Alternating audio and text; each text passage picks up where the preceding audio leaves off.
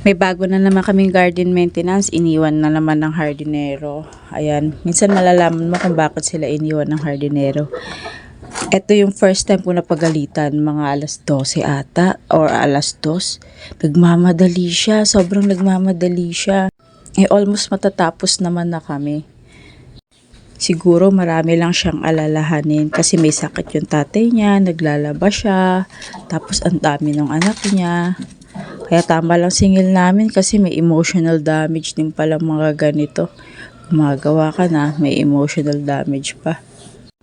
Tapos bigla siyang bumait nung kahapon na kasi alam niyo malinis na yung trabaho namin.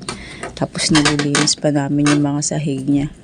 Siyempre first time hindi naman niya kami kilala kung paano kami magtrabaho. So eto nagfe-fertilize na ako ng mga halaman niya, lahat halaman niya fertilize namin kasi mamamatay na. May mga customer tayo na pabago-bago ang mood pero okay lang kasi professional tayo eh. Akala ko nga din na ito magpapagawa. Sabi ko last day ko na yata, first day ko to, last day ko na rin to.